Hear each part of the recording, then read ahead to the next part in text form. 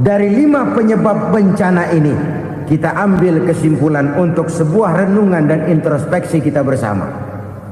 Pertama, mengingkari janji. Padahal janji itu yang lebih tinggi nilainya adalah di hadapan Allah Subhanahu wa ta'ala. Baik wakil-wakil rakyat di parlemen maupun pemimpin-pemimpin rakyat di dalam kabinet, apabila memangku suatu jabatan, selalu mereka mengawali dengan sumpah, dan sumpah itu dimulai dengan demi Allah. Sadarkah kita pada saat itu kita ucapkan bahwa kita sudah mempertaruhkan Allah untuk jabatan yang kita pegang? Kita sudah mempertaruhkan nama Allah untuk posisi yang dipercayakan kepada kita. Sadarkah kita bahwa menyia-nyiakan itu satu dosa yang sangat besar, yang tidak hanya kepada Allah tetapi juga kepada rakyat yang kita wakili, kepada rakyat yang kita pimpin. Kita menyaksikan peristiwa-peristiwa yang memilukan dan memalukan. PHK terjadi di mana-mana, pengangguran meningkat, harga-harga membumbung tinggi, daya beli rakyat semakin lemah. Sementara di bidang politik, kejadian-kejadian memberikan indikasi bahwa persatuan dan kesatuan kita sebagai bangsa dewasa ini tengah berada dalam ujian yang berat. Pada jumpa kita kali ini, tanpa bermaksud untuk mencari kambing hitam dari bencana yang kita hadapi, saya ingin menyampaikan sebuah hadis yang diriwayatkan oleh Imam At-Tabarani dari Ibnu Abbas, bahwa Rasulullah sallallahu alaihi wasallam bersabda, khamsun bi khamsin, ada 5 perkara yang dapat menimbulkan 5 macam bencana. Mari kita renungi hadis ini satu demi satu sebagai bahan introspeksi buat kita semua dalam menghadapi bencana yang tengah berlaku sekarang ini. Yang pertama, manaqasa qaumul ahda illa sullita alaihim aduwwuhum. Apabila suatu kaum sudah mengingkari janjinya, maka mereka pun akan dikuasai oleh musuh-musuh mereka. Sederhana saja nampak kalimat dalam hadis ini. Apabila orang sudah mengingkari janji, mereka akan dikuasai oleh musuh-musuh mereka sendiri. Dan musuh kita yang paling utama saat ini adalah kemiskinan dan kebodohan. Kenapa itu terjadi? Karena kita mengingkari janji kita sendiri. Di saat awal-awal berdirinya Orde Baru, kita pernah berjanji untuk melaksanakan Pancasila dan Undang-Undang Dasar 45 secara murni dan konsekuen. Kita berjanji bahwa kita akan menegakkan pemerintah yang bersih dan berwibawa. Itu semua pada permulaannya. Waktu demi waktu berjalan, kita lupa dengan janji yang kita ucapkan itu. Ketuhanan yang Maha Esa kita ucapkan, tapi kesetanan yang luar biasa yang kita lakukan. Kemanusiaan yang adil dan beradab yang kita dengungkan, tetapi kemanusiaan zalim dan biadab yang kita praktekkan. Sederhana saja saudara, hampir setiap pejabat pada posisi-posisi kunci, di awal-awal ia memangku jabatan itu, biasanya ia mengucapkan sumpah dengan lafaz demi Allah, bahwa dalam melaksanakan jabatan ini saya tidak akan menerima hadiah atau pemberian dalam bentuk apapun. Itu pada permulaannya. Lama-lama rupanya hadiah itu asik juga, mulai diterima. Lama-lama dirasa kurang, mulai menagih. Dan akhirnya terjadilah praktek yang disebut suap menyuap, semir menyemir, dan lain sebagainya. Kalau ini sudah menjadi kenyataan, bagaimana kita mau menegakkan pemerintah yang bersih dan berwibawa? Undang-Undang Dasar 45 menyatakan bahwa bumi, air, dan seluruh kekayaan negara dikelola oleh negara bagi sebesar-besar kemakmuran rakyat. Yang terjadi adalah bahwa kita merasa mewakili rakyat untuk menikmati harta dan kekayaan negara, sehingga rakyat banyak tidak bisa ikut menikmatinya. Menumpuklah harta itu sehingga terjadilah pepatah, gunung ditimbun, sumur digali. Yang kaya semakin kaya, yang miskin semakin terpuruk.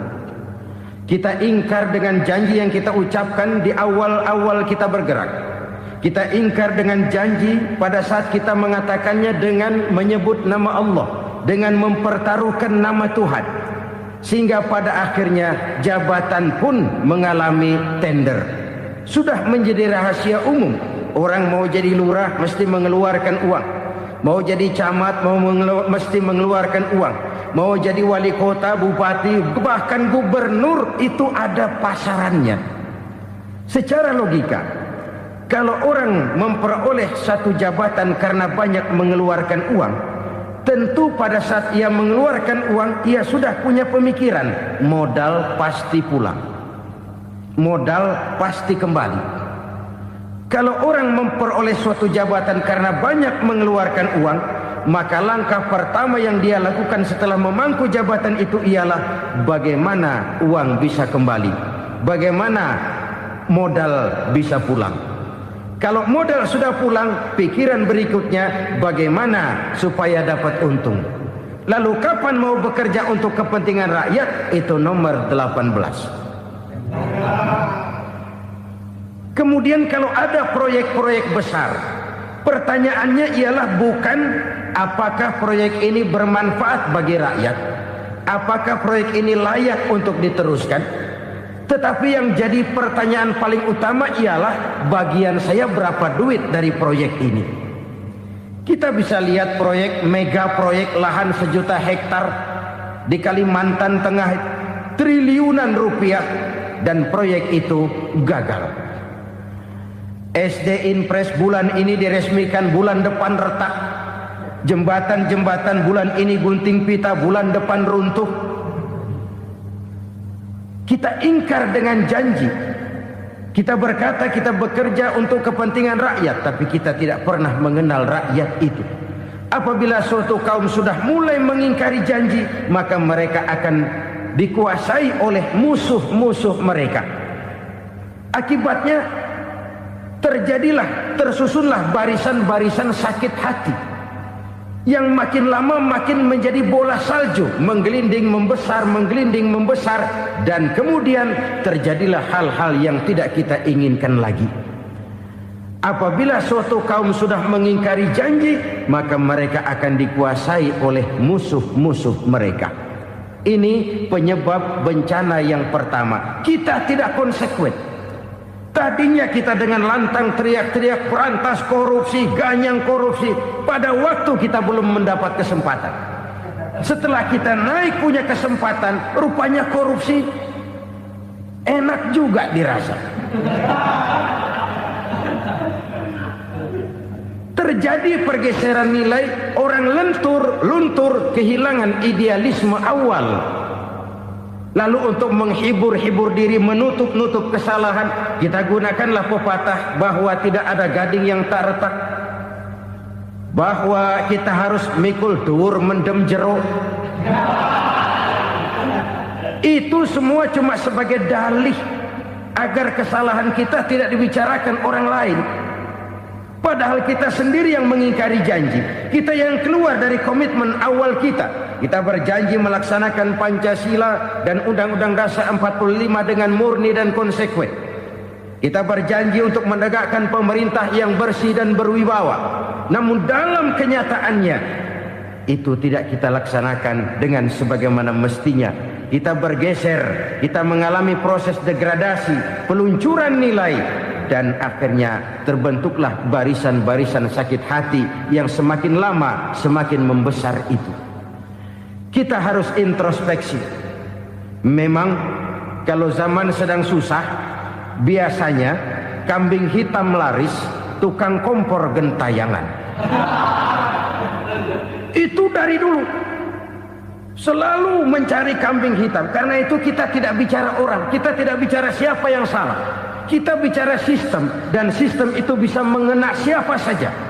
Kalau orang sudah mulai mengingkari janji, bergeser dari komitmen awal, itu sudah mulai ia mengalami proses peluncuran, proses degradasi. Ini penyebab yang pertama. Kita tidak lagi konsekuen bahwa bumi, air, sumber daya alam adalah milik negara, dikuasai oleh negara, digunakan bagi sebesar-besar kemakmuran rakyat. Ternyata rakyat yang makmur itu tidak merupakan gambaran yang menyeluruh dari rakyat kita. Undang-undang dasar kita menganut ekonomi kekeluargaan, tapi yang kita praktekkan adalah ekonomi keluarga. Kalau bukan keluarga nggak dapat proyek. Kalau bukan keluarga nggak dapat macam-macam. Kekeluargaan kita rubah menjadi keluarga. Timbullah penyakit nepotisme. Kita bergeser, kita ingkari janji, dan kita anggap kita atasnamakan rakyat. Rakyat cuma sekedar jadi address, rakyat cuma sekedar jadi alamat, tetapi kehidupan mereka tidak banyak berubah dan tidak banyak terangkat. Kaum muslimin rahimakumullah, ini penyakit yang pertama, penyebab bencana yang pertama. Yang kedua, kata Nabi, wa ma hakamu bighairi ma anzalallah. Apabila hukum yang diterapkan sudah tidak lagi bersumber dari hukum Allah, illa fasha fihimul faqru, maka akan bertebaranlah kemiskinan di mana-mana. Ini artinya apa? Apabila hukum tinggal sebuah stempel, apabila hukum sudah diatur menurut kepentingan, apabila hukum sudah tidak lagi ditegakkan secara adil, maka kemiskinan merambah di mana-mana. Hukum diatur menurut selera orang yang sedang berkuasa, maka yang benar bisa jadi salah, yang salah bisa jadi benar. Hukum dalam kenyataan hidup berlaku seperti pisau. Pisau itu kan saudara lihat, yang namanya pisau dimanapun itu tajamnya ke bawah, ke atas tumpul. Kalau hukum itu, kalau untuk rakyat, hukum itu tajam bukan main, cepat sekali dilaksanakan. Tapi giliran menengah ke atas, yang gedean dikit berbuat salah, hukum tompul. Hukum pura-pura tidak dengar. Akibatnya terluka rasa keadilan rakyat. Satu kasus rakyat diam, dua kasus rakyat diam, tiga kasus rakyat diam, kasus terakumulasi di hati rakyat. Luka rasa keadilan, dan itu menjadi sumber bencana. Penjarahan, kita tidak setuju itu, tapi kita harus melihat kausalnya. Itu kan tidak berdiri sendiri. Itu kan karena terlukanya rasa keadilan rakyat, melihat kesempatan ini tidak merata.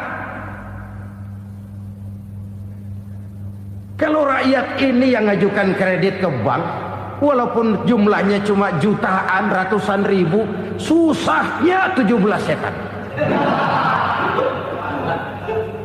Tapi ada orang-orang tertentu yang agunannya palsu, jaminannya palsu, bawa kata belece, bukan cuma miliaran, triliunan kredit bisa keluar. Terluka rasa keadilan, hilangnya kesempatan.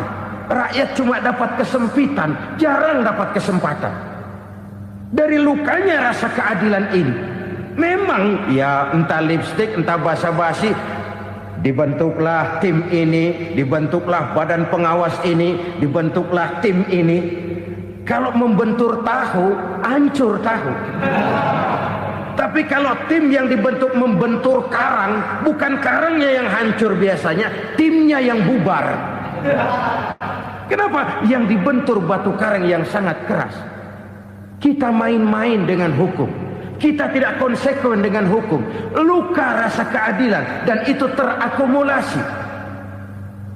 Edi Tamsil, rakyat tahu, terakumulasi, menguap begitu saja. Kasus-kasus lain rakyat tahu, menguap begitu saja. Ketidakadilan terakumulasi, mengendap di hati rakyat, menunggu ledakan. Pada saat sumbu meledak, rakyat tidak bisa dibendung lagi. Oke, kita tidak setuju dengan penjarahan, tapi jangan melihat itu sebagai peristiwa yang berdiri sendiri. Kenapa itu terjadi? Kausalnya kenapa?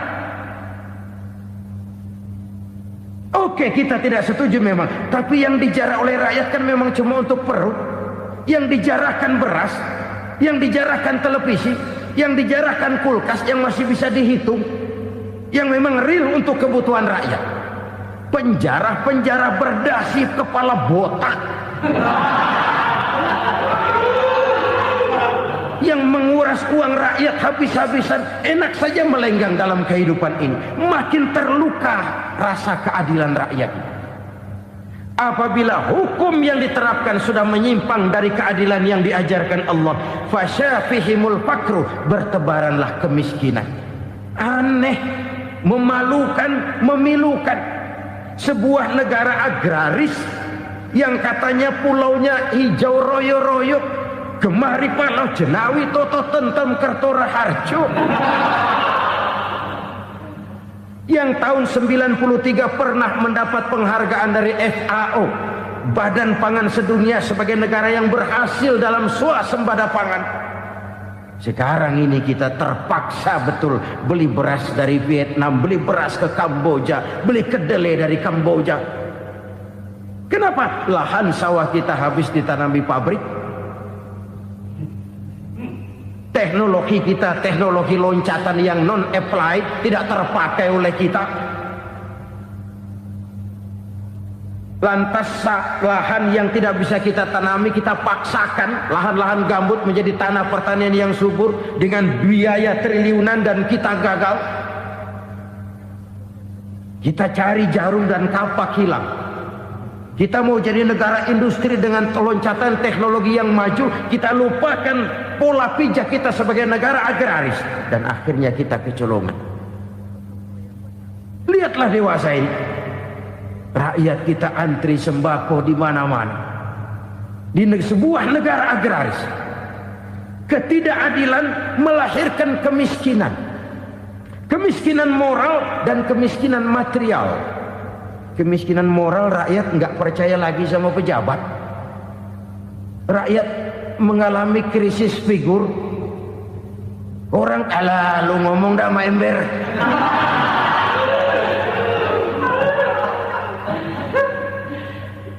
Penataran yang menghabiskan biaya miliaran itu melahirkan pejabat-pejabat korup.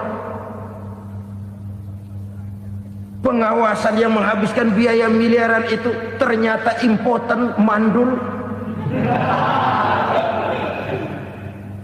Kemiskinan moral. Jujur saya berkata, saudara-saudara, setelah pintu reformasi dibuka, itu yang masuk memang macam-macam. Ada yang memang punya tujuan murni, konsekuen dan punya konsep. Ada yang nunggu di tikungan, begitu mobil lewat nyamber pintu, berangkat ikut reformasi. Ada yang memanfaatkan momentum, mumpung, untuk nyampein unek-unek, ngerti nggak, pokoknya ngomong. Sehingga keadaan semakin rancu, kebingungan semakin menjadi-jadi, masalah yang paling urgen tidak terselesaikan. Sekarang ini orang berpikir mendingan jadi pala ular daripada jadi buntut macan. Buntut macan memang hebat macan, tapi kalau buntutnya cuma ugel-ugel di belakang buat apa? Mendingan jadi pala ular, kecil juga nyaplok. Artinya ya biar kecil juga kalau punya partai kan gagah. Lalu rame-rame bikin partai kayak bikin arisan. Orang makin mengalami dislokasi. Semua mau jadi pahlawan, semua mau nomor satu, semua ngomong. Iya kalau bidangnya, kalau bukan makin rancu. Marilah lewat kesempatan ini saya mengajak kita untuk tahu diri. Biarkan politisi ngomong politik, biarkan ekonom menata ekonomi, biarkan praktisi bicara soal hukum, biarkan rakyat munajat, istighfar, mohon pertolongan Allah. Tahu diri kita. Kalau memang ayam, kukuruyuk aja dah. Kalau memang kucing, ayo ngeong. Kalau kambing, silahkan ngembe. Udah tahu ayam, ngeong bunyinya. Suaranya palas, orang nggak ngerti, bingung, makin menjadi-jadi. Ibarat kesebelasan sepak bola bangsa kita sekarang ini, rame-rame mau bikin gol, kiper ikut nyerang sekarang. Memilukan dan bahkan memalukan. Wa ma hakamu bighairi ma anzalallah illa fasha fihimul fakru. Kalau hukum yang diterapkan sudah menyimpang dari keadilan yang diajarkan Allah, bertebaranlah kemiskinan di mana-mana. Coba sekarang ini, yang punya duit bingung, apalagi yang kagak punya duit. Yang pengusaha gede ngeluh, apalagi yang pengusaha pas-pasan. Yang kagak punya beras, yang punya beras saja masih bingung, apalagi yang nggak punya beras. Ini sudah demikian merata. Dulu kita kagum mendengar konglomerat kelas buadak, kelas-kelas yang seakan-akan cuma ada dalam khayalan mereka, punya kekayaan miliaran dolar, triliunan. Sudahlah, seolah-olah nggak terjangkau sama kita. Weh, ternyata yang gede-gede itu juga gede utangnya. Dan rontok satu demi satu. Ternyata rakyat selama ini cuma dialamatkan, cuma dijadikan address. Rakyat yang tidak banyak ngerti persoalan ini harus menanggung hidup ini begini berat, harus menanggung beban hidup ini begini tinggi. Daya beli semakin lemah, semakin terpuruk dan terpuruk, sedang keadaan belum juga banyak berubah. Yang hutang sama luar negeri itu kan bukan rakyat kecil, Ciano. Yang banyak nyimpen dolar juga kan Ciano. Rakyat kecil bocah kampung mah jangankan nyimpen dolar, ngelihat juga tumben. Kemana kita mesti bercermin? Sekali lagi saya mengatakan, maaf, kita tidak bermaksud mencari kambing hitam. Karena itu kita tidak bicara orang, kita bicara sistem, kita bicara keadaan. Beginilah yang dikatakan Nabi, penyebab timbulnya bencana, hukum yang ditegakkan tidak lagi berorientasi kepada keadilan, tapi berorientasi kepada kepentingan. Akhirnya bentuk hukum seperti pisau, tajam ke bawah, tumpul ke atas. Hukum cuma buat rakyat kecil, tetapi kelompok menengah ke atas kadang-kadang kebal dari perlakuan hukum. Maka bertebaranlah kemiskinan. Iya, kemiskinan moral berupa lukanya rasa keadilan. Kalau rasa keadilan terluka, orang kan nunggu kesempatan, saudara. Iya, dia nggak bisa ngomong. Iya, dia nggak sanggup action. Iya, dia nggak bisa tunjuk rasa, tapi hatinya kan, kapan ada kesempatan, kapan ada waktu, tunggu. Hatinya mesti begitu.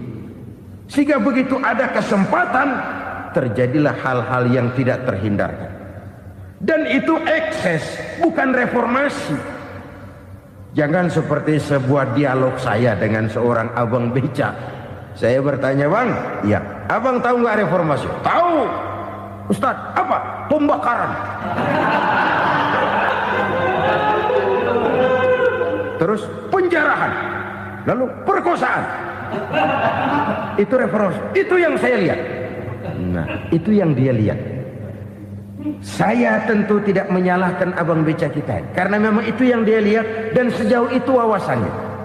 Tapi ini indikasi bahwa banyak rakyat kita yang belum bisa menggunakan kebebasan secara bertanggung jawab.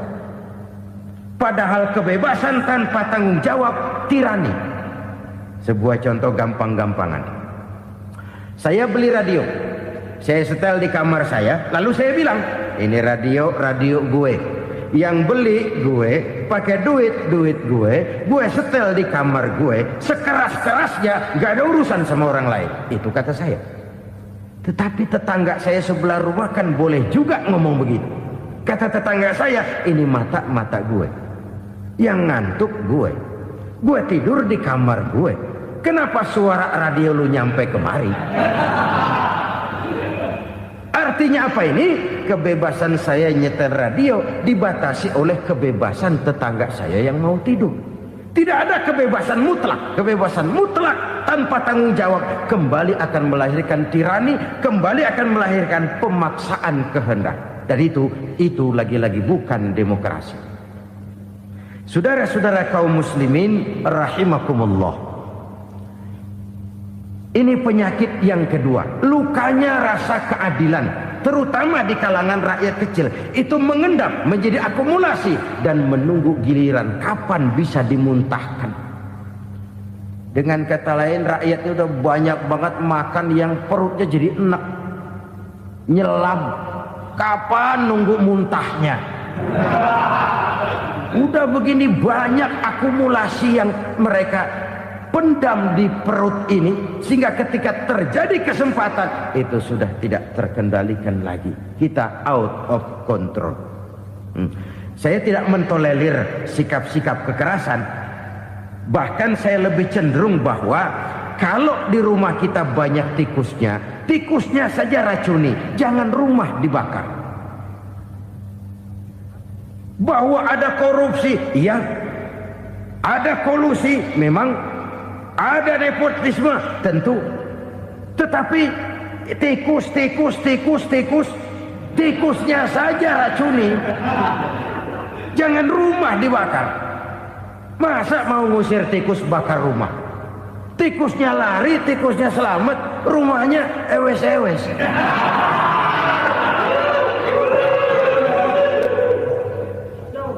Tikus selamat, rumah nggak punya. Masalah nggak terselesaikan dengan sebagaimana yang kita harapkan. Kita sepakat ini negara hukum, dan di hadapan hukum semua manusia itu sama. Itu prinsip yang diajarkan Allah. Al-musawat bainan nas fi takalifil ahkam. Semua manusia sama dalam berhadapan dekat dengan hukum Allah Subhanahu wa taala. Kalau hukum sudah pandang bulu, itu jelas yang enak yang banyak bulunya. Siapa yang banyak bulunya? Monyet. Kalau hukum pandang bulu, monyet keenakan.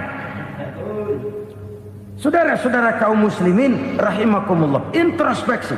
Mari kita bercermin bagaimana perjalanan hukum selama ini. Kalau introspeksi ini kita temukan, lalu ada upaya untuk memperbaiki diri.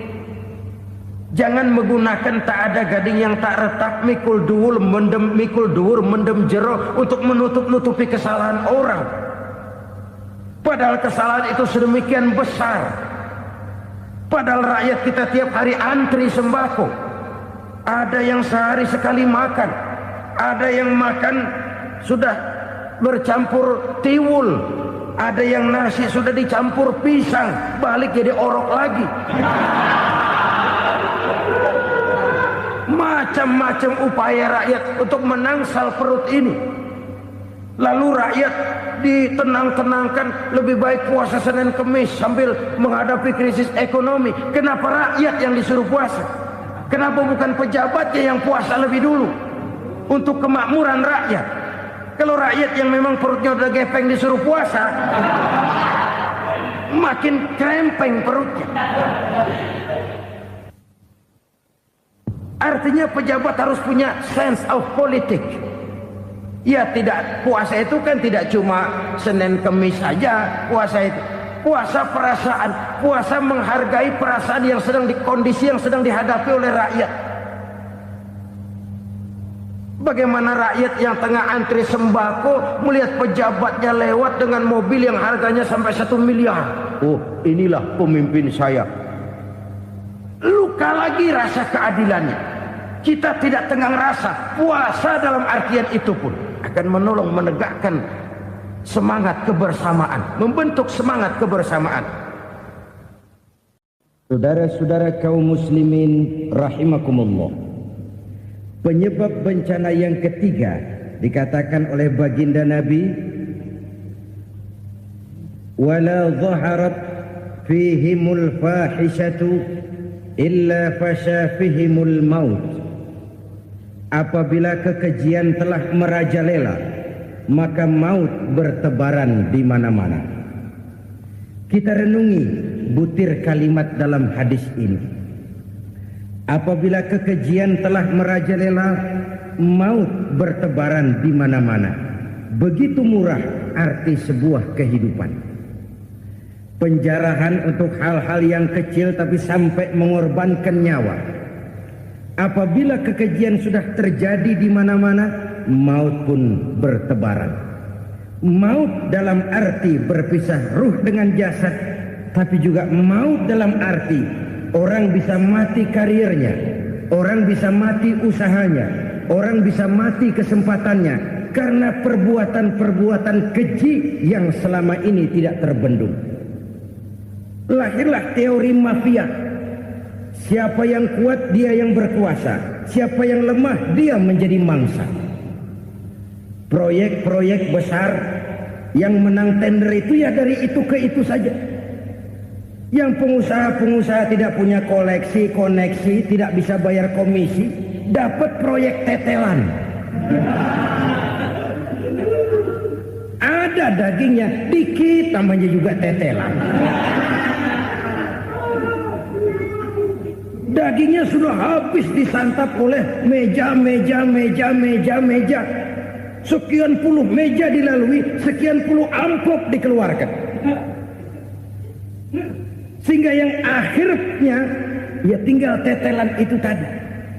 Maka kualitas pekerjaan pun sudah bukan lagi jadi masalah. Demikianlah mafia-mafia ini bermunculan di mana-mana. Di pengadilan terkenallah mafia pengadilan. Hukum bisa dibeli, hukum bisa dipesan menurut kebutuhan sponsor. Mafia peradilan, mafia politik, mafia ekonomi, bahkan mafia agama yang menggunakan agama sebagai kedok, menggunakan agama sebagai dalih, menggunakan agama sebagai topeng untuk melancarkan maksud-maksud politiknya pun tidak tertutup kemungkinan. Apabila kekejian telah merajalela, maut bertebaran di mana-mana. Korupsi, kolusi, nepotisme itu bagian dari kekejian. Kita selama ini kalau mendengar maksiat, itu yang terbayang cuma judi, mabuk, zina. Iya itu maksiat. Tapi korupsi, kolusi, nepotisme itu juga maksiat dalam bentuk lain. Kalau ini sudah bertebaran, maka maut terjadi di mana-mana. Jangan bayangkan cuma mati orangnya, itu sih kewajiban. Yang menyakitkan itu orangnya masih hidup tapi dibikin mati. Karirnya mati. Kenapa? Karena yang diperlukan bukan cuma orang pinter tapi orang taat. Biar pinter, kalau nggak taat minggir. Biar bodoh, kalau taat bisa nyenangin atasan, bisa nyemur. Kumaha juragan wae ayo nama. Itu yang kadang-kadang dapat penghargaan. Tidak ada prestasi kerja kecuali bikin senang orang di atas. Kita lihat di desa-desa jalan rusak. Kalau ada berita pejabat anak mau turun, jalan rata sekali. Sampai tanah dari mana aja dikeruk buat ngeratain tuh jalan. Pejabat pulang legok lagi jalanan. Katanya kita kerja buat rakyat, nyatanya kita cuma melayani atasnya. Kenapa? Terjadi lingkaran setan. Seperti kata lagu Dul Sumbang itu. Mahasiswa takut sama dosen, dosen takut sama dekan, dekan takut sama rektor, rektor takut sama menteri, menteri takut sama presiden, presiden takut sama mahasiswa. Muter balik lagi. Lingkaran setan. Lingkaran setan. Saudara-saudara kaum muslimin rahimakumullah. Kekejian yang merajalela, praktek-praktek mafia yang tertuang dalam kehidupan sehari-hari menyebabkan orang mati karirnya, jasad masih hidup, karir mati, itu menyakitkan. Mati bisnisnya. Rakyat kecil pernah senang ketika cengkeh booming, harganya bagus, rakyat banyak yang pergi haji. Lalu mau ditata, lahir tata niaga cengkeh, malah amburadul. Harga cengkeh jatuh, petani cengkeh kecil menjerit. Siapa yang untung? Segelintir orang. Masihkah kita pakai atas nama rakyat untuk kepentingan nasional, padahal yang nyanyi cuma segelintir orang? Masihkah kita mau bohongi rakyat ini dengan mobil nasional tapi bikinan Korea? Masihkah kita mau bermain verbalisme, bermain kata? Ini sebuah masa lalu yang tidak perlu terulang lagi untuk masa-masa yang akan datang. Kekejian merajalela, orang mati karier. Bisa mati usaha, mati bisnis. Usahanya maju, dirangkul, hancur. Usahanya maju, dipukul, hancur, tenggelam. Bahkan yang memilukan dan memalukan badan-badan usaha milik negara itu dikebiri sedemikian rupa sehingga tidak menghasilkan hal-hal yang bermanfaat buat negara. Saudara-saudara kaum muslimin rahimakumullah, kalau nafsu yang sudah mengatur itu semua, maka kekejian pun merajalela. Orang sudah pakai teori mafia, yang kuat dia yang menang, yang kuat dia yang berkuasa, yang lemah silakan minggir di sudut-sudut kehidupan. Kalau kekejian seperti ini merajalela, maut bertebaran di mana-mana. Banyak orang mati kariernya, banyak orang mati usahanya, banyak orang mati imajinasinya. Sekarang ini dalam dunia seni yang banyak karyawan seni, bukan seniman. Seniman itu kan dilahirkan, lain seniman, lain karyawan seni. Sekarang yang banyak karyawan seni, bukan seniman. Mati karier, mati imajinasi, mati improvisasi. Sehingga kehidupan persis sinetron. Sinetron itu yang kita lihat rumah mewah, yang kita lihat rumah bagus. Gak pernah kita lihat di sinetron kita ini rakyat antri sembako. Kita dijejali hal-hal yang indah, yang wah, yang membuat kita tenggelam dalam gaya hidup instan, tenggelam dalam gaya hidup wah. Kita lupa dengan realitas keseharian di tengah-tengah masyarakat kita. Lahirlah kelompok-kelompok selebritis, dibesarkan oleh berbagai media. Selebritis pilek aja masuk koran, pilek.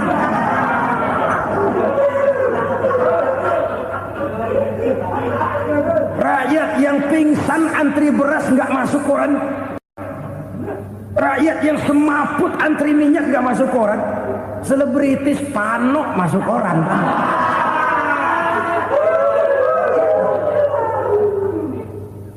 Kita besarkan hal-hal kecil, kita kecilkan hal-hal besar. Karena apa? Kita mengejar oplah, kita profit oriented, tidak lagi berorientasi kepada realitas hidup yang kita hadapi ini. Kalau kekejian sudah merajalela, kata Nabi, maka maut bertebaran di mana-mana. Maut dalam artian maut, coba lihat sekarang begitu murah nyawa. Karena 1000 perak orang mau nusuk bunuh. Karena beras seliter orang khilaf. Begitu murah kehidupan. Tapi kekejian dalam bentuk korupsi, kolusi, nepotisme, kekejian dalam bentuk itu mematikan karier, mematikan bisnis, mematikan imajinasi, mematikan kreativitas.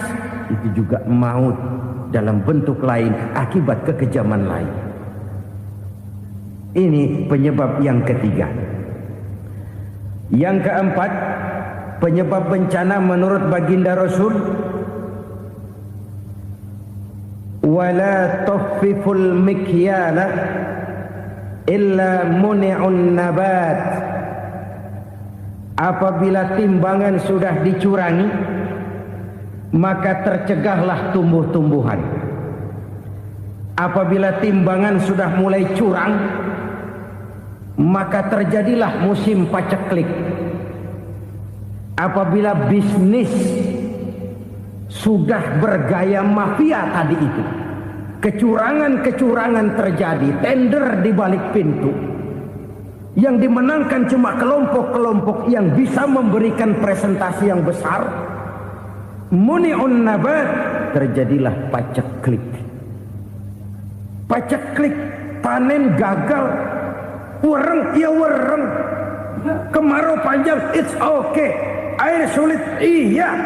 Tetapi kan semua itu ada yang ngatur. Kemarau ada yang ngatur, belalang itu ada yang ngatur, air itu juga ada yang ngatur. Yang ngatur itu yang serba maha. Kalau ia murka melihat kecurangan timbangan, Allah itu kalau murka kan gampang saja, tinggal komandoin balang, lang, hancurin tuh sawah. Konvoy belalang, konvoy. Allah tinggal ngutik angin El Nino. Mampir lo ke Indonesia, hujan gak turun-turun, kemarau panjang. Jadi kalau musim kemarau kan namanya anginnya El Nino. Kalau musim hujan anginnya namanya La Nina. Cakep namanya, kejem orangnya. Saudara lihat Cina sekarang sedang kena La Nina, banjir besar, ribuan orang meninggal. Dia mah ribuan mati kagak berasa, rakyatnya miliaran. Bangladesh lagi ngalami La Nina, India lagi ngalami La Nina. Angin, hujan, kemarau, belalang, itu kan ada yang ngendaliin. Kuncinya bukan di belalangnya, kuncinya bukan di peredaran matahari berputar, kuncinya di atas yang mengatur semua itu. Kalau timbangan sudah mulai curang, pengusaha sudah nggak mau jujur, apa nggak bikin perut jadi mual. Begitu rakyat antri sembako pingsan gak dapat beras, sementara beras ditumpuk-tumpuk sampai membusuk. Kemana hati nuraninya? Kemana akal pikirannya? Kemana mereka yang berbuat atas nama rakyat tapi melihat rakyat susah tidak tergerak hatinya? Apabila timbangan sudah mulai dicurangi, bisnis sudah mulai melenceng, maka terjadilah paceklik. Sebuah negara yang berhasil dalam swasembada pangan, lalu sekarang menjadi negara yang rakyatnya antri untuk memperoleh kebutuhan pangan. Saudara-saudara kaum muslimin rahimakumullah, ini intinya adalah kecurangan. Kalau kecurangan sudah terjadi di mana-mana, dan ini milik siapa saja, bukan soal tempat, bukan soal jabatan, soal manusianya, SDM-nya. Kecurangan tidak cuma terjadi di kantor, di masjid bisa terjadi kecurangan. Korupsi tidak hanya bisa terjadi di kantor, di madrasah bisa ada korupsi. Faktor manusianya, ini soal SDM. Kecurangan yang besar tentu besar lagi kerugiannya. Kecurangan yang kecil, kecurangan sehari-hari, pedagang-pedagang kecil ngurangi timbangan. Barang yang buruk dikatakan baik, yang baik dikatakan buruk. Itu merugikan perorangan. Kecurangan yang besar merugikan bangsa dalam bentuk total, dalam bentuk seutuhnya. Nah, kecurangan-kecurangan seperti ini rakyat kan lihat, rakyat kan tahu, dan itu kembali terakumulasi di sini, pegel. Dan jangan lupa, rakyat yang nggak ngomong itu, rakyat yang gak bersuara itu, batinnya menjerit, jeritannya menggoncang aras, dan itu didengar Allah. Yadullah fauqal jamaah, kata Nabi. Tangan Tuhan di atas orang banyak. Jeritan hati rakyat menggoncang aras. Rakyat yang terlalu banyak dizolim, rakyat yang terlalu banyak dirugikan, ya rakyat yang terlalu banyak di atas namakan, menjerit batinnya, menggoncang aras, dan Allah bisa menggerakkan apa saja untuk membuat satu situasi. Allah bisa menggerakkan apa saja untuk membuat satu situasi. Saudara-saudara kaum muslimin rahimakumullah, ini faktor yang ketiga, timbulnya kecurangan. Faktor yang keempat maksud saya.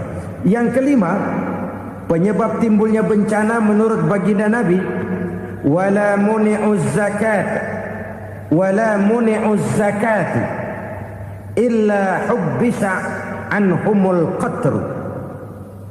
Apabila zakat enggan dibayar, maka tercegahlah qatrun. Qatrun ini kalau bahasa kita sembako. Maka tercegahlah kebutuhan-kebutuhan yang kita perlukan. Ini, kita tidak meragukan bahwa yang kita tuju adalah masyarakat yang adil dalam kemakmuran dan makmur dalam keadilan. Nah, antara kemakmuran dan keadilan ini memang sering tidak bisa berjalan seiring. Pada saat kemakmuran kita kejar, ekonomi kita pacu, ada nilai-nilai keadilan yang tertinggal. Pada saat nilai keadilan kita tegakkan benar-benar, ada unsur-unsur kemakmuran yang terabaikan. Oke, kita bisa mengatakan kasus. Oke, kita bisa mengatakan itu sebagian kecil. Tapi kalau sebagian kecil, lama-lama kan jadi sebagian besar. Oke, kita mengejar kemakmuran. Pertanyaannya, kemakmuran untuk siapa? Oke, kita berikan kelompok tertentu kue yang besar dengan harapan nanti dia bagiin kuenya kepada yang kecil-kecil. Tapi kenyataan mereka yang dapat kue besar akhirnya malah lupa diri dan lupa daratan. Mau makin besar, malah memeras yang kecil-kecil ini. Sekarang kan yang kecil modali yang besar. Ramai-ramai buka bank, ternyata kamuflase. Uang banknya untuk kredit perusahaannya sendiri. Nasabahnya rakyat kecil. Artinya apa? Rakyat kecil disuruh modalin orang yang udah gede. Ini kan sumber geledek urusan.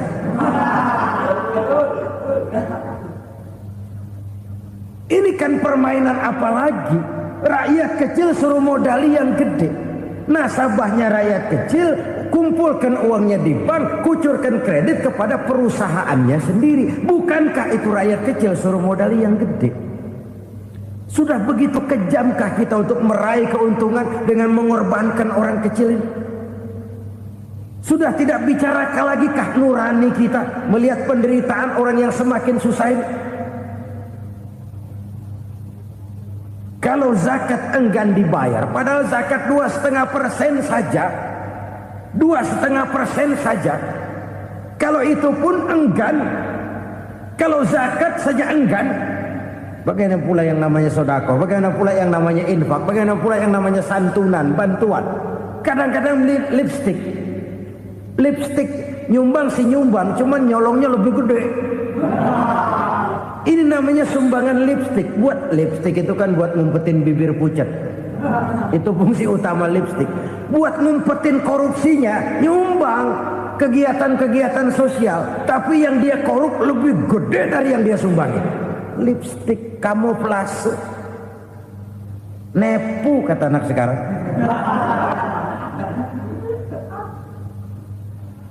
Saudara-saudara kaum muslimin rahimakumullah. Demikian berat kewajiban zakat ini sampai di zaman Sayyidina Abu Bakar pernah keluar komando perangi orang yang enggan membayar zakat. Perangi. Karena fungsi zakat adalah menjembatani antara si kaya dengan si miskin. Bahwa ada kemiskinan itu Qur'ani. Allah menyatakan, aku melebihkan rezeki sebagian kamu dari yang lain. Ini kan kesenjangan. Allah melebihkan rezeki sebagian kamu dari yang lain. Ada itu.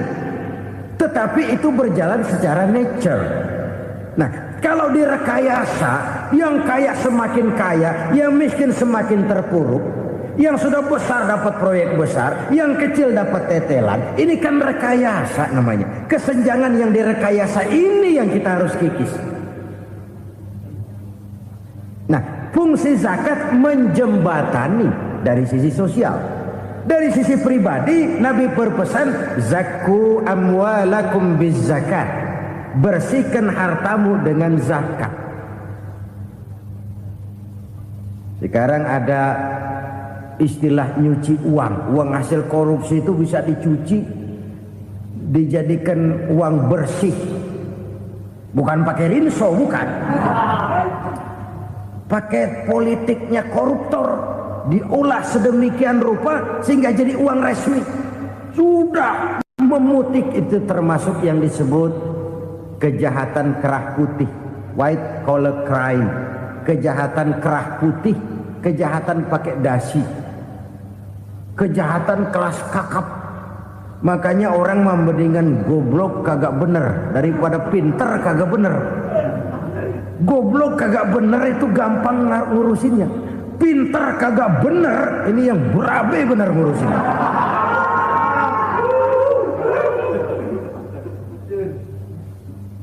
Kita bukan cuma perlu orang pinter kok di zaman sekarang. Kita perlu orang-orang bener yang punya komitmen, yang sesuai kata dan perbuatan, yang bisa merasakan apa yang dirasakan oleh rakyat, yang punya sense of politik yang tinggi, yang peka, yang penuh keterbukaan, yang punya wawasan dan pandangan jauh ke depan. Dari sisi pribadi, zakat itu membersihkan harta kita. Ya, dia tercampur dengan yang subuhat, dia bahkan mungkin tercampur dengan sedikit-sedikit yang haram. Itu zakku amwalakum bizzakat. Bersihkan hartamu dengan zakat itu. Pada sisi sosial ia menjembatani, pada sisi pribadi ia membersihkan harta kita. Karena itu kalau kita minta berdoa minta rezeki, syarat rezeki itu halalan thayyiban wasi'an. Nggak pernah kurang dari 3 itu. Halal, bagus, banyak. Halal, bagus, tapi sedikit, susah ngaturnya. Halal, banyak, tapi kurang bagus. Buat apaan? Bagus, banyak, tapi haram. Enggak ada artinya. Sebab kata Imamul Ghazali, kalau kau terlalu suka memakan makanan yang haram, dikunyah masuk ke dalam perut besar, digiling oleh perut besar, menghasilkan energi, menggerakkan sel-sel pembuluh saraf, kau juga akan cenderung berpikir yang haram. Kalau sudah cenderung berpikir yang haram, perbuatan pun akan mengarah kepada perbuatan-perbuatan yang haram.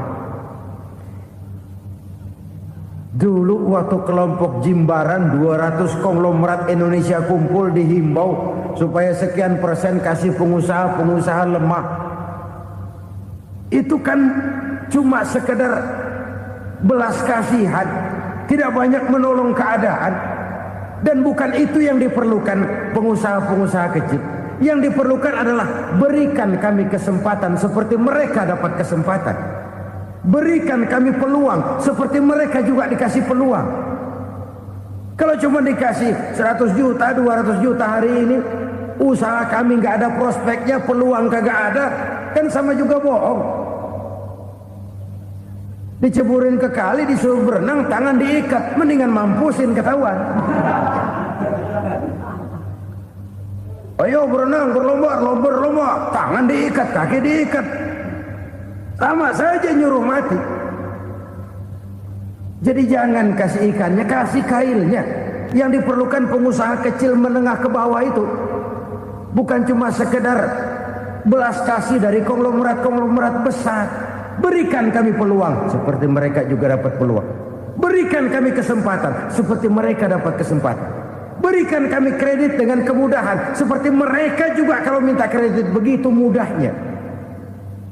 Menciptakan peluang dan kesempatan, pemerataan, bukan menciptakan manusia Indonesia dengan standar ekonomi yang sama.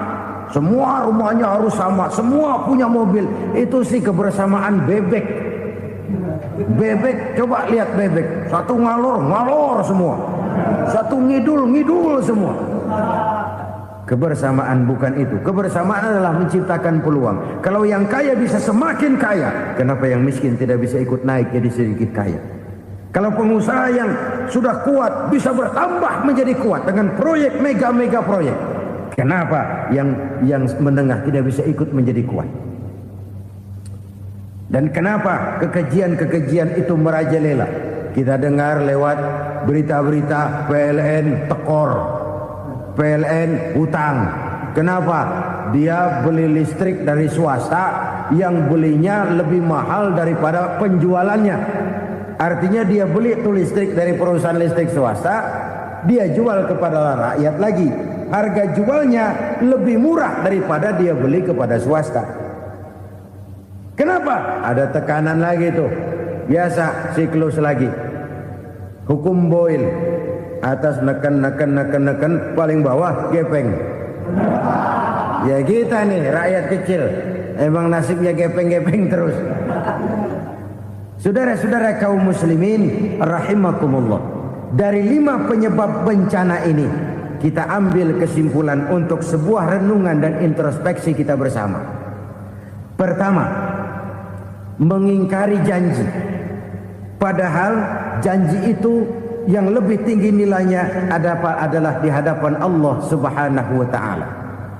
Baik wakil-wakil rakyat di parlemen maupun pemimpin-pemimpin rakyat di dalam kabinet, apabila memangku suatu jabatan, selalu mereka mengawali dengan sumpah, dan sumpah itu dimulai dengan demi Allah.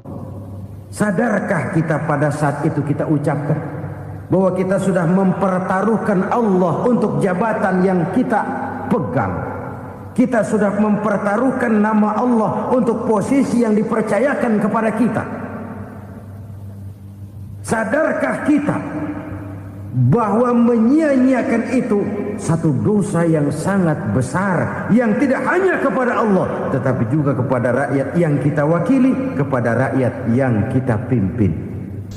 Kita menyaksikan peristiwa-peristiwa yang memilukan dan memalukan. PHK terjadi di mana-mana. Pengangguran meningkat, harga-harga membumbung tinggi, daya beli rakyat semakin lemah. Sementara di bidang politik, kejadian-kejadian memberikan indikasi bahwa persatuan dan kesatuan kita sebagai bangsa dewasa ini tengah berada dalam ujian yang berat. Pada jumpa kita kali ini, tanpa bermaksud untuk mencari kambing hitam dari bencana yang kita hadapi, saya ingin menyampaikan sebuah hadis yang diriwayatkan oleh Imam At-Tabarani dari Ibnu Abbas, bahwa Rasulullah sallallahu alaihi wasallam bersabda, khamsun bi khamsin, ada 5 perkara yang dapat menimbulkan 5 macam bencana. Mari kita renungi hadis ini satu demi satu sebagai bahan introspeksi buat kita semua dalam menghadapi bencana yang tengah berlaku sekarang ini. Yang pertama, manaqasa qaumul ahda illa sullita alaihim aduwwuhum. Apabila suatu kaum sudah mengingkari janjinya, maka mereka pun akan dikuasai oleh musuh-musuh mereka. Sederhana saja nampak kalimat dalam hadis ini. Apabila orang sudah mengingkari janji, mereka akan dikuasai oleh musuh-musuh mereka sendiri. Dan musuh kita yang paling utama saat ini adalah kemiskinan dan kebodohan. Kenapa itu terjadi? Karena kita mengingkari janji kita sendiri.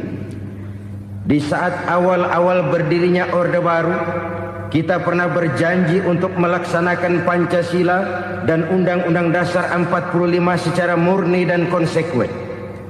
Kita berjanji bahwa kita akan menegakkan pemerintah yang bersih dan berwibawa. Itu semua pada permulaannya. Waktu demi waktu berjalan, kita lupa dengan janji yang kita ucapkan itu. Ketuhanan yang Maha Esa kita ucapkan, tapi kesetanan yang luar biasa yang kita lakukan. Kemanusiaan yang adil dan beradab yang kita dengungkan, tetapi kemanusiaan zalim dan biadab yang kita praktekkan. Sederhana saja saudara, hampir setiap pejabat pada posisi-posisi kunci, di awal-awal ia memangku jabatan itu, biasanya ia mengucapkan sumpah dengan lafaz demi Allah. bahwa dalam melaksanakan jabatan ini saya tidak akan menerima hadiah atau pemberian dalam bentuk apapun. Itu pada permulaannya. Lama-lama rupanya hadiah itu asik juga, mulai diterima. Lama-lama dirasa kurang, mulai menagih. Dan akhirnya terjadilah praktek yang disebut suap menyuap, semir menyemir, dan lain sebagainya. Kalau ini sudah menjadi kenyataan, bagaimana kita mau menegakkan pemerintah yang bersih dan berwibawa? Undang-Undang Dasar 45 menyatakan bahwa bumi, air, dan seluruh kekayaan negara dikelola oleh negara bagi sebesar-besar kemakmuran rakyat. Yang terjadi adalah bahwa kita merasa mewakili rakyat untuk menikmati harta dan kekayaan negara, sehingga rakyat banyak tidak bisa ikut menikmatinya. Menumpuklah harta itu sehingga terjadilah pepatah, gunung ditimbun, sumur digali. Yang kaya semakin kaya, yang miskin semakin terpuruk. Kita ingkar dengan janji yang kita ucapkan di awal-awal kita bergerak. Kita ingkar dengan janji pada saat kita mengatakannya dengan menyebut nama Allah, dengan mempertaruhkan nama Tuhan. Sehingga pada akhirnya jabatan pun mengalami tender. Sudah menjadi rahasia umum. Orang mau jadi lurah mesti mengeluarkan uang. Mau jadi camat mesti mengeluarkan uang. Mau jadi wali kota, bupati, bahkan gubernur, itu ada pasarannya.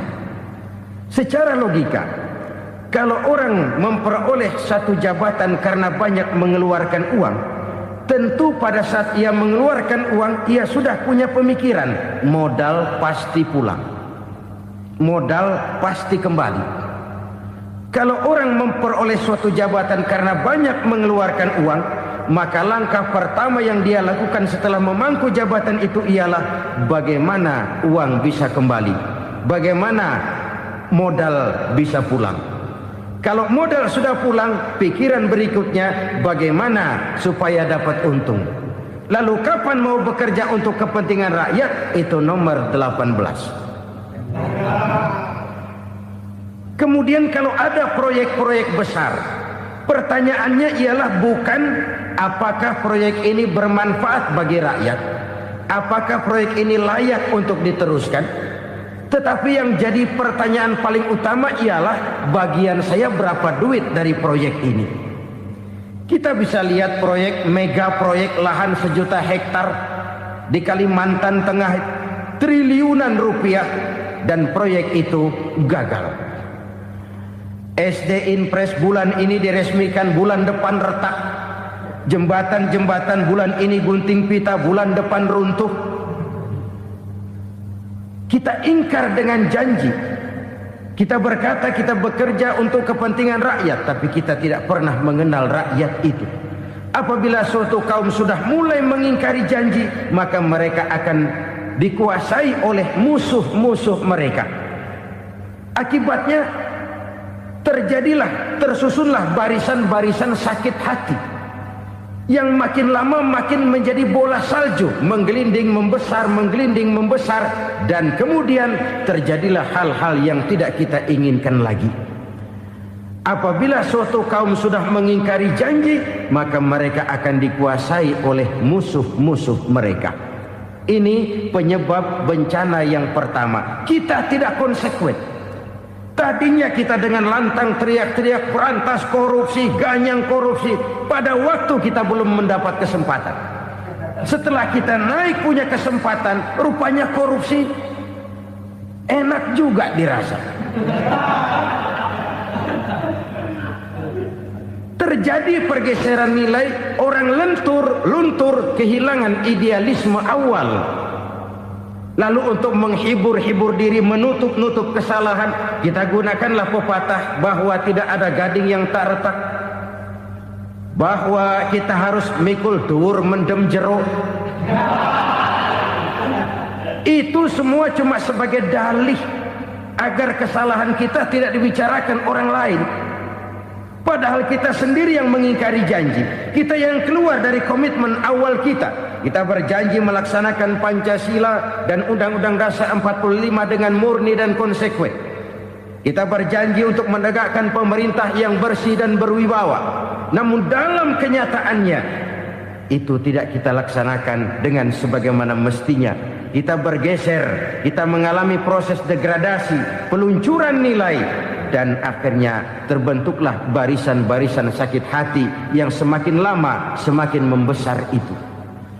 Kita harus introspeksi.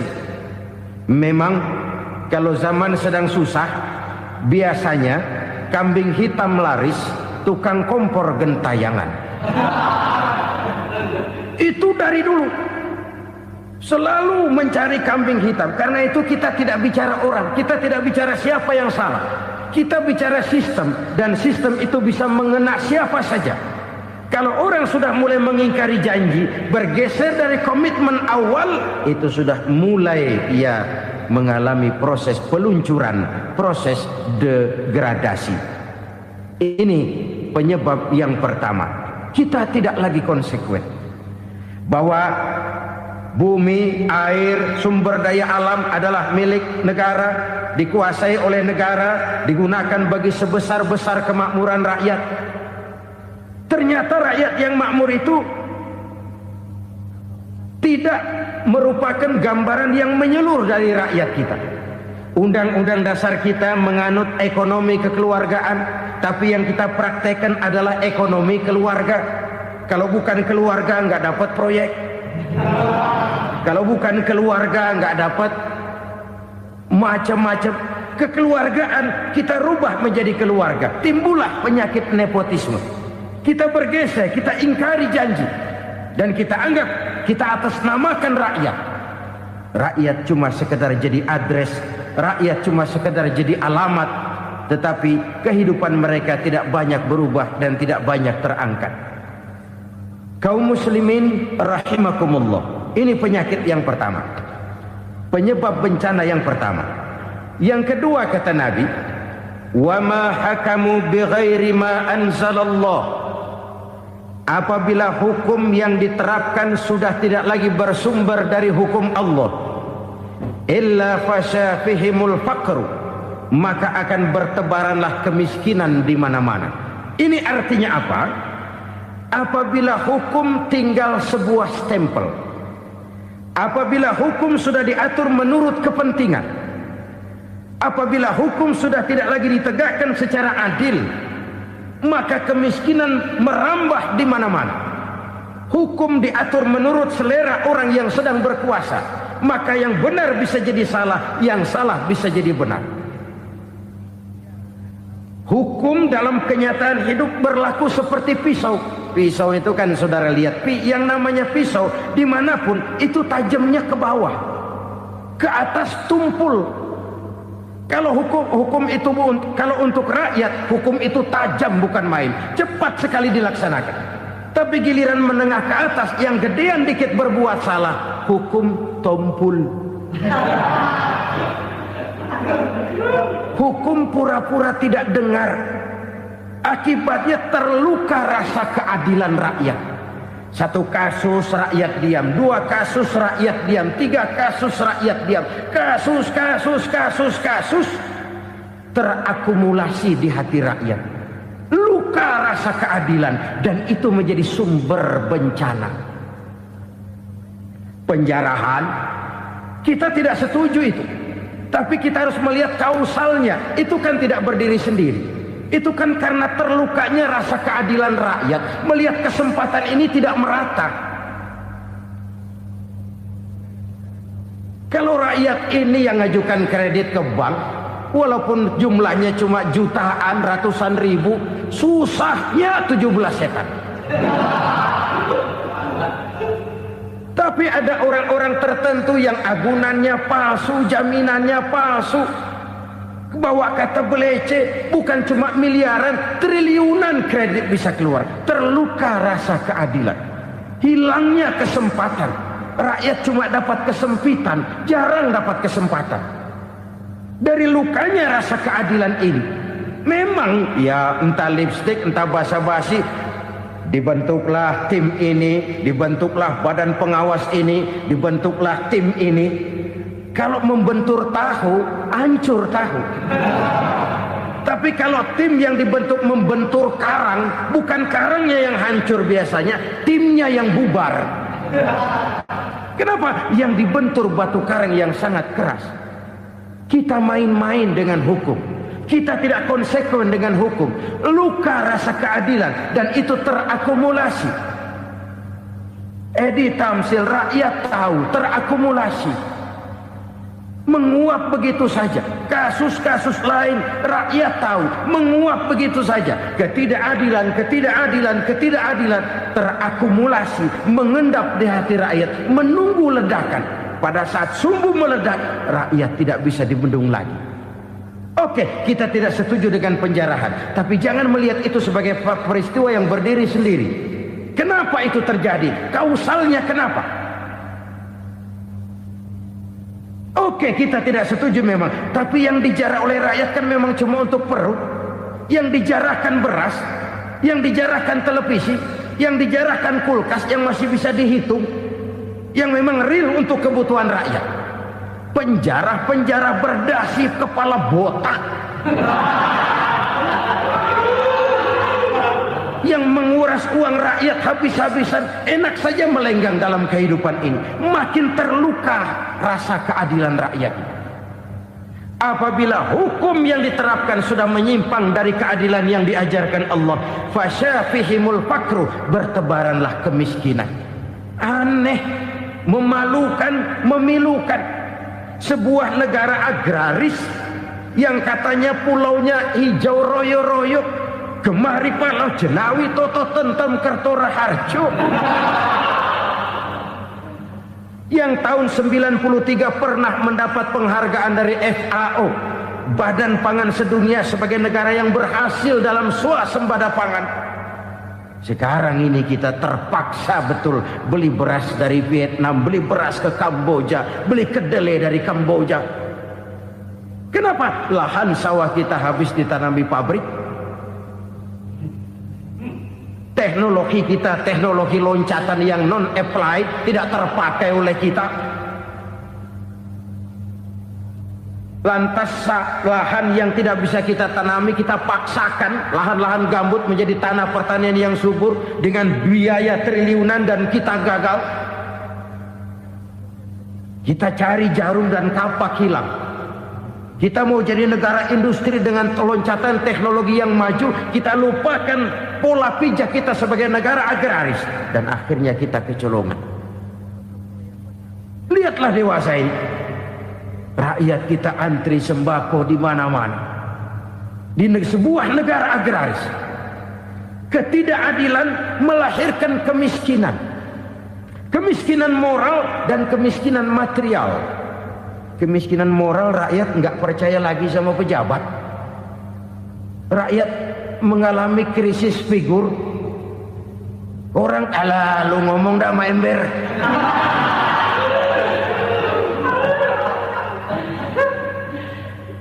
Penataran yang menghabiskan biaya miliaran itu melahirkan pejabat-pejabat korup. Pengawasan yang menghabiskan biaya miliaran itu ternyata impoten, mandul. Kemiskinan moral. Jujur saya berkata, saudara-saudara, setelah pintu reformasi dibuka, itu yang masuk memang macam-macam. Ada yang memang punya tujuan murni, konsekuen, dan punya konsep. Ada yang nunggu di tikungan, begitu mobil lewat nyamber pintu, berangkat ikut reformasi. Ada yang memanfaatkan momentum, mumpung, untuk nyampein unek-unek, ngerti nggak, pokoknya ngomong. Sehingga keadaan semakin rancu, kebingungan semakin menjadi-jadi, masalah yang paling urgen tidak terselesaikan. Sekarang ini orang berpikir mendingan jadi pala ular daripada jadi buntut macan. Buntut macan memang hebat macan, tapi kalau buntutnya cuma ugel-ugel di belakang buat apa? Mendingan jadi pala ular, kecil juga nyaplok. Artinya ya biar kecil juga kalau punya partai kan gagah. Lalu rame-rame bikin partai kayak bikin arisan.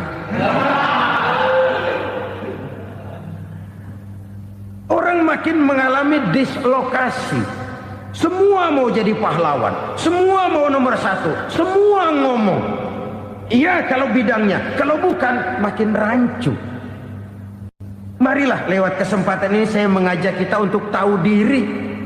Biarkan politisi ngomong politik, biarkan ekonom menata ekonomi, biarkan praktisi bicara soal hukum, biarkan rakyat munajat, istighfar, mohon pertolongan Allah. Tahu diri kita.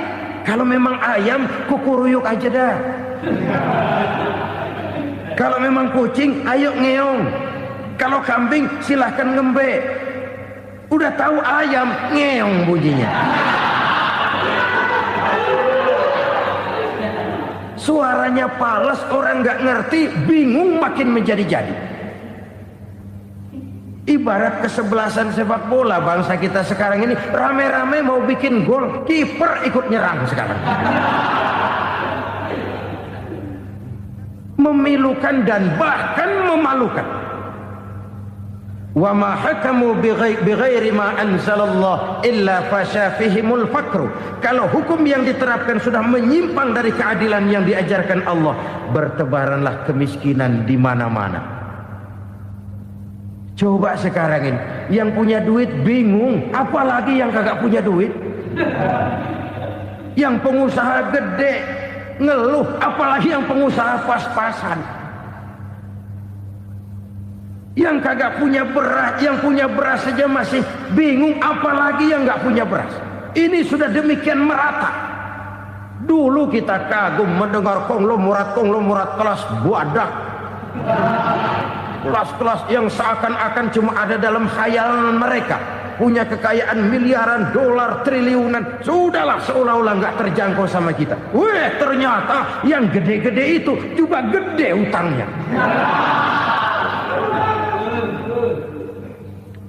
Dan rontok satu demi satu.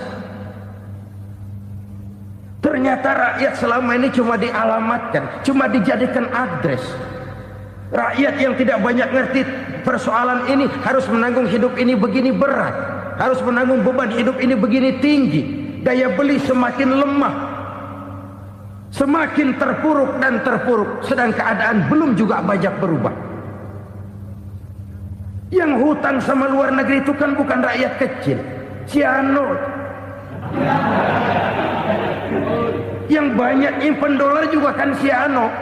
Rakyat kecil bocah kampung mah jangankan nyimpen dolar, ngelihat juga tumben. Kemana kita mesti bercermin? Sekali lagi saya mengatakan maaf, kita tidak bermaksud mencari kambing hitam. Karena itu kita tidak bicara orang, kita bicara sistem, kita bicara keadaan. Beginilah yang dikatakan Nabi, penyebab timbulnya bencana, hukum yang ditegakkan tidak lagi berorientasi kepada keadilan, tapi berorientasi kepada kepentingan. Akhirnya bentuk hukum seperti pisau, tajam ke bawah, tumpul ke atas. Hukum cuma buat rakyat kecil, tetapi kelompok menengah ke atas kadang-kadang kebal dari perlakuan hukum. Maka bertebaranlah kemiskinan. Iya, kemiskinan moral berupa lukanya rasa keadilan. Kalau rasa keadilan terluka, orang kan nunggu kesempatan, saudara. Iya, dia nggak bisa ngomong, iya dia nggak sanggup action, iya dia nggak bisa tunjuk rasa, tapi hatinya kan kapan ada kesempatan, kapan ada waktu, tunggu. Hatinya mesti begitu. Sehingga begitu ada kesempatan, terjadilah hal-hal yang tidak terhindarkan. Dan itu ekses, bukan reformasi. Jangan seperti sebuah dialog saya dengan seorang abang beca. Saya bertanya, bang, iya, abang tahu nggak reformasi? Tahu. Ustaz, apa? Pembakaran. Terus penjarahan. Lalu perkosaan. Itu reformasi. Itu yang saya lihat. Nah, itu yang dia lihat. Saya tentu tidak menyalahkan abang beca kita, karena memang itu yang dia lihat dan sejauh itu wawasannya. Tapi ini indikasi bahwa banyak rakyat kita yang belum bisa menggunakan kebebasan secara bertanggung jawab. Padahal kebebasan tanpa tanggung jawab tirani. Sebuah contoh gampang-gampangan. Saya beli radio, saya setel di kamar saya, lalu saya bilang, ini radio gue. Yang beli gue, pakai duit gue setel di kamar gue, sekeras-kerasnya, gak ada urusan sama orang lain. Itu kata saya. Tetapi tetangga saya sebelah rumah kan boleh juga ngomong begitu. Kata tetangga saya, ini mata gue, yang ngantuk gue tidur di kamar gue, kenapa suara radio lu nyampe kemari? Artinya apa ini? Kebebasan saya nyetel radio dibatasi oleh kebebasan tetangga saya yang mau tidur. Tidak ada kebebasan mutlak. Kebebasan mutlak tanpa tanggung jawab kembali akan melahirkan tirani, kembali akan melahirkan pemaksaan kehendak. Dan itu lagi-lagi bukan demokrasi. Saudara-saudara kaum muslimin rahimakumullah. Ini penyakit yang kedua, lukanya rasa keadilan, terutama di kalangan rakyat kecil. Itu mengendap menjadi akumulasi dan menunggu giliran kapan bisa dimuntahkan. Dengan kata lain, rakyatnya udah banyak banget makan yang perutnya jadi enak, nyelam. Kapan nunggu muntahnya? Udah begini banyak akumulasi yang mereka pendam di perut ini, sehingga ketika terjadi kesempatan itu sudah tidak terkendalikan lagi. Kita out of control. Saya tidak mentolerir sikap-sikap kekerasan. Bahkan saya lebih cenderung bahwa kalau di rumah kita banyak tikusnya saja racuni, jangan rumah dibakar. Bahwa ada korupsi, iya. Ada kolusi, memang. Ada nepotisme, tentu. Tetapi tikusnya saja racuni. Jangan rumah dibakar. Masa mau ngusir tikus bakar rumah? Tikusnya lari, tikusnya selamat, rumahnya ewes-ewes.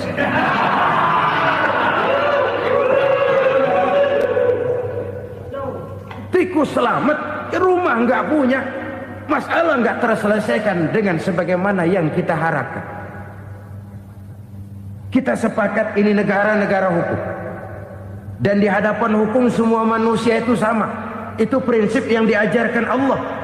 Al-musawat bainan nas fi takalifil ahkam. Semua manusia sama dalam berhadapan dekat dengan hukum Allah Subhanahu wa taala. Kalau hukum sudah pandang bulu, itu jelas yang enak yang banyak bulunya. Siapa yang banyak bulunya? Monyet. Kalau hukum pandang bulu, monyet keenakan. Saudara-saudara kaum muslimin rahimakumullah, introspeksi. Mari kita bercermin bagaimana perjalanan hukum selama ini. Kalau introspeksi ini kita temukan, lalu ada upaya untuk memperbaiki diri. Jangan menggunakan tak ada gading yang tak retak, mikul duwur mendem jero untuk menutup-nutupi kesalahan orang. Padahal kesalahan itu sedemikian besar. Padahal rakyat kita tiap hari antri sembako. Ada yang sehari sekali makan, ada yang makan sudah bercampur tiwul, ada yang nasi sudah dicampur pisang, balik jadi orok lagi. Macam-macam upaya rakyat untuk menangsal perut ini. Lalu rakyat ditenang-tenangkan, lebih baik puasa Senin Kemis sambil menghadapi krisis ekonomi. Kenapa rakyat yang disuruh puasa? Kenapa bukan pejabatnya yang puasa lebih dulu untuk kemakmuran rakyat? Kalau rakyat yang memang perutnya udah gepeng disuruh puasa, makin krempeng perutnya. Artinya pejabat harus punya sense of politik. Ya, tidak, puasa itu kan tidak cuma Senin Kemis saja. Puasa itu puasa perasaan, puasa menghargai perasaan yang sedang kondisi yang sedang dihadapi oleh rakyat. Bagaimana rakyat yang tengah antri sembako melihat pejabatnya lewat dengan mobil yang harganya sampai 1 miliar.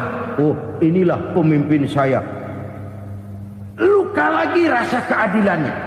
Kita tidak tenggang rasa. Puasa dalam artian itu pun akan menolong menegakkan semangat kebersamaan, membentuk semangat kebersamaan. Saudara-saudara kaum muslimin rahimakumullah. Penyebab bencana yang ketiga dikatakan oleh baginda Nabi, wala zaharat fihimul fahishatu illa fasha fihimul maut. Apabila kekejian telah merajalela, maka maut bertebaran di mana-mana.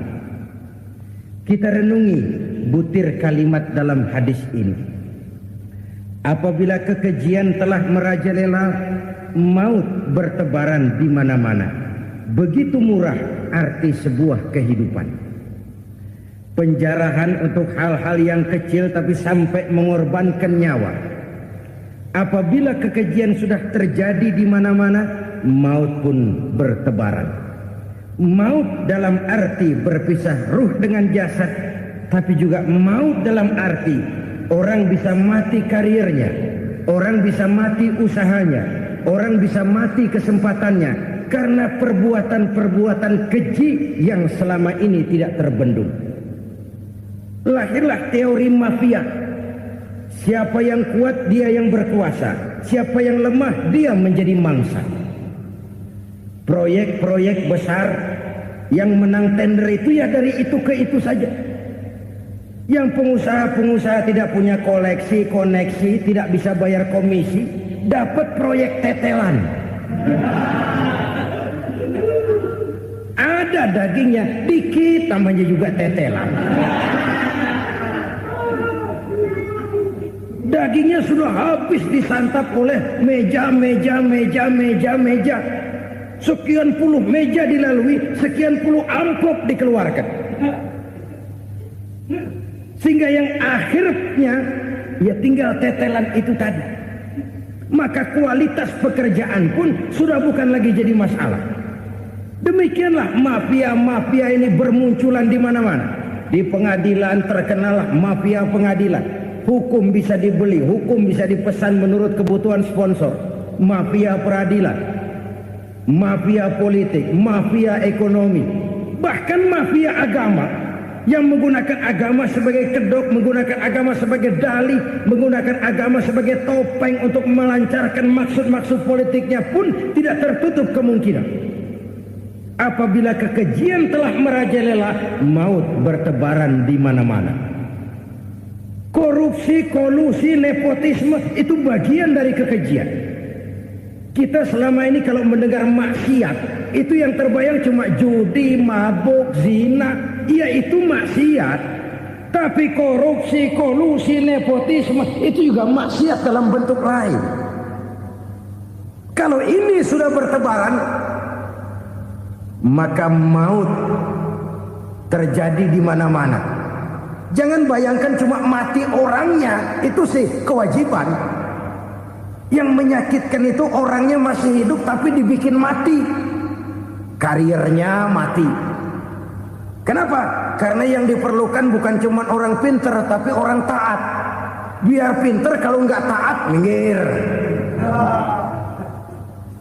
Biar bodoh, kalau taat bisa nyenangin atasan, bisa nyemur.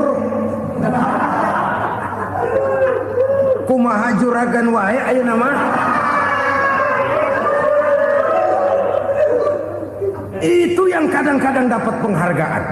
Tidak ada prestasi kerja kecuali bikin senang orang di atas. Kita lihat di desa-desa jalan rusak. Kalau ada berita pejabat anak mau turun, jalan rata sekali. Sampai tanah dari mana aja dikeruk buat ngeratain tuh jalan. Pejabat pulang legok lagi jalanan. Katanya kita kerja buat rakyat, nyatanya kita cuma melayani atasnya. Kenapa? Terjadi lingkaran setan. Seperti kata lagu Dul Sumbang itu. Mahasiswa takut sama dosen, dosen takut sama dekan, dekan takut sama rektor, rektor takut sama menteri, menteri takut sama presiden, presiden takut sama mahasiswa. Lah muter balik lagi, lingkaran setan, lingkaran setan. Saudara-saudara kaum muslimin rahimakumullah, kekejian yang merajalela, praktek-praktek mafia yang tertuang dalam kehidupan sehari-hari menyebabkan orang mati karirnya, jasad masih hidup, karir mati, itu menyakitkan. Mati bisnisnya. Rakyat kecil pernah senang ketika cengkeh booming, harganya bagus, rakyat banyak yang pergi haji. Lalu mau ditata, lahir tata niaga cengkeh, malah amburadul. Harga cengkeh jatuh, petani cengkeh kecil menjerit. Siapa yang untung? Segelintir orang. Masihkah kita pakai atas nama rakyat untuk kepentingan nasional? Padahal yang nyanyi cuma segelintir orang. Masihkah kita mau bohongi rakyat ini dengan mobil nasional tapi bikinan Korea? Masihkah kita mau bermain verbalisme, bermain kata? Ini sebuah masa lalu yang tidak perlu terulang lagi untuk masa-masa yang akan datang. Kekejian merajalela, orang mati karir. Bisa mati usaha, mati bisnis. Usahanya maju, dirangkul, hancur. Usahanya maju, dipukul, hancur, tenggelam.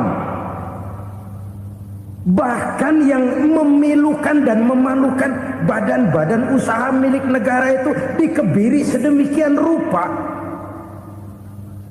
sehingga tidak menghasilkan hal-hal yang bermanfaat buat negara.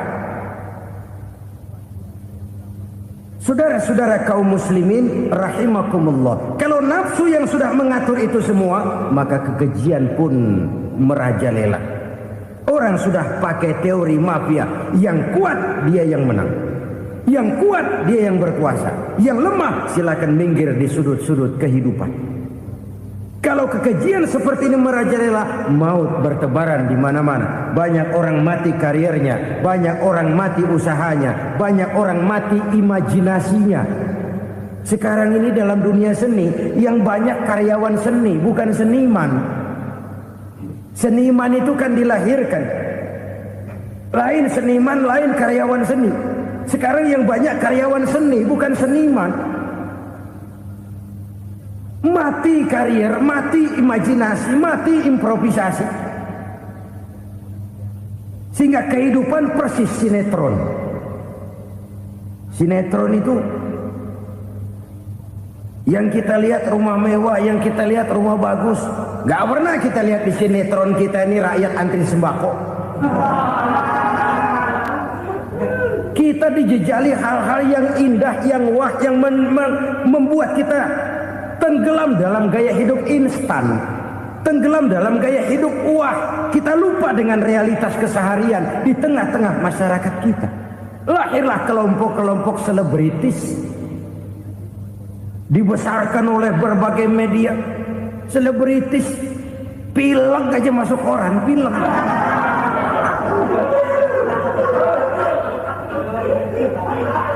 Rakyat yang pingsan antri beras nggak masuk koran. Rakyat yang semaput antri minyak nggak masuk koran. Selebritis panok masuk koran.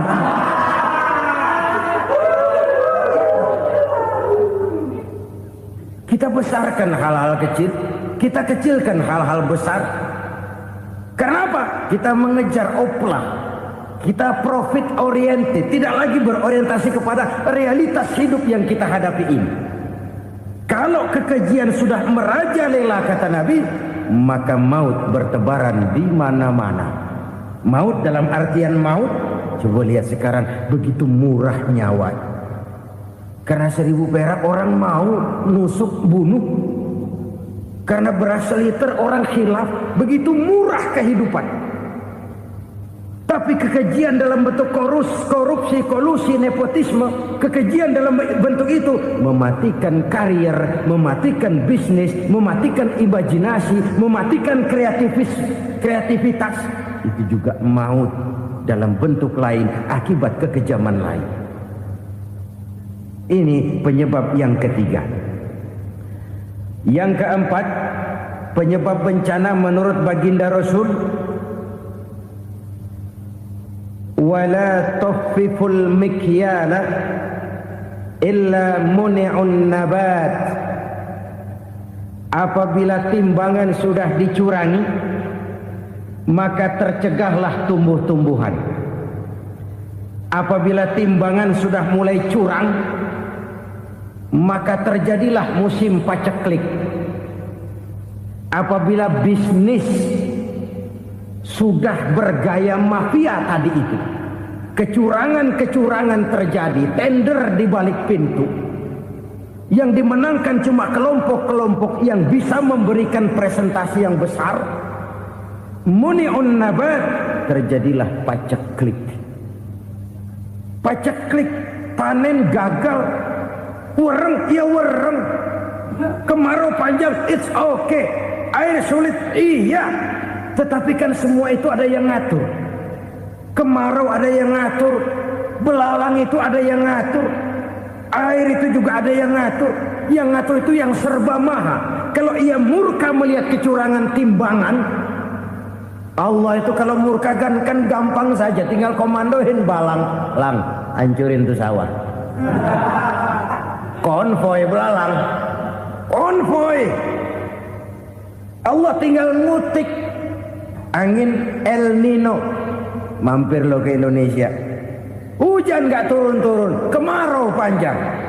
Jadi kalau musim kemarau kan namanya anginnya El Nino.